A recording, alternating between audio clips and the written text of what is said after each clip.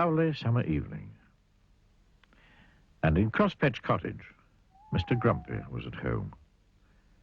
He sat down in an armchair and picked up a book. And then, do you know what he did? He tore all the pages out of it. Every one.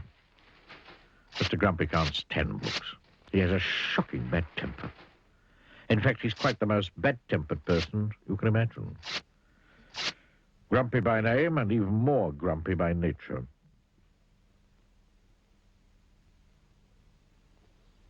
The following morning, he was out in his garden pulling up flowers.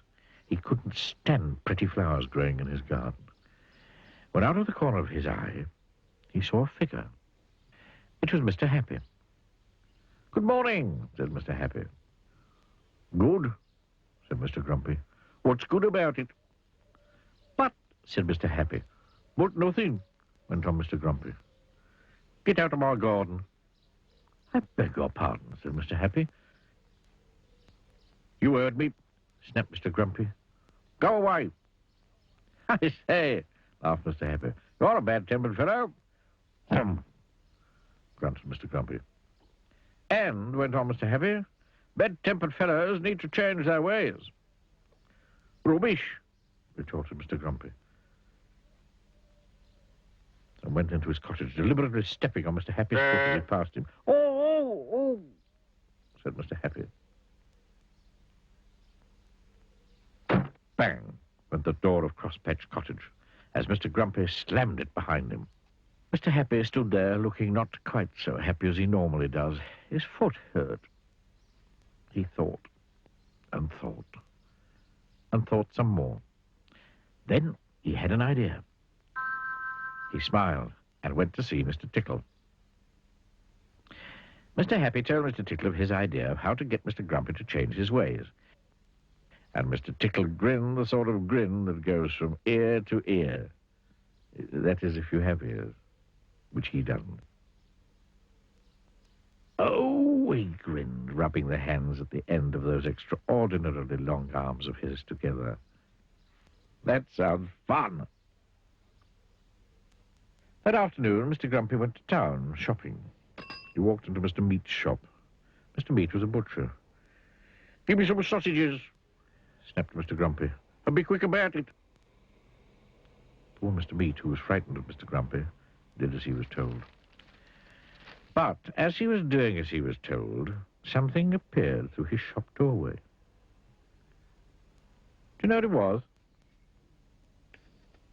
It was an extraordinarily long arm belonging to... Well, you can guess who it belonged to, can't you? That extraordinarily long arm of Mr. Tickle's came in through the door and across the shop, up to Mr. Grumpy,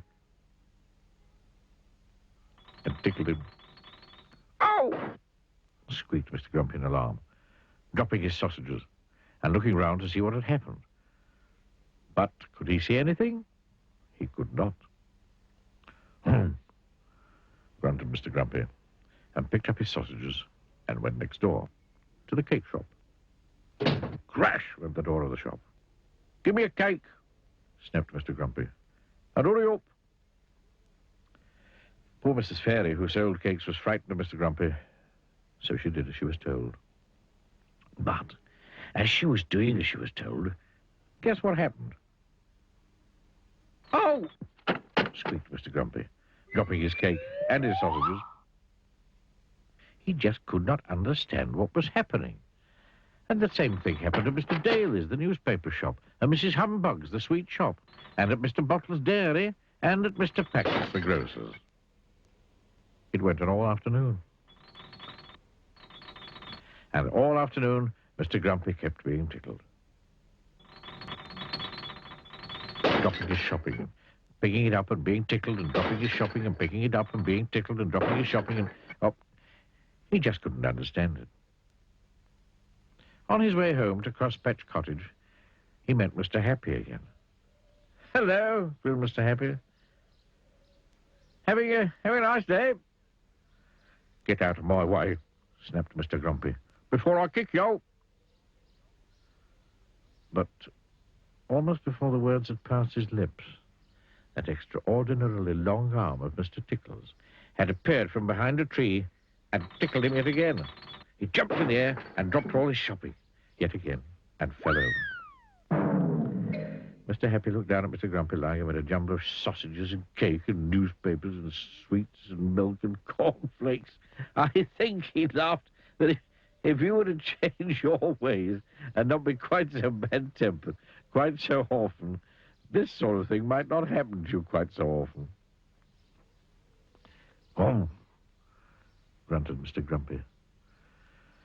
He picked up all his shopping yet again and went home to Crosspatch Cottage. But on his way, he did think about what Mr. Happy had said, because he very definitely did not like what had happened to him that afternoon. Mr. Happy and Mr. Tickle laughed and shook hands. And so after that, Mr. Grumpy did try not to be quite so bad-tempered quite so often. And the more he tried, the less he found he was tickled. And so he tried more and more. And these days, he's quite a changed person. Why, only the other evening, he picked up a book, and you know what? He only tore out one page.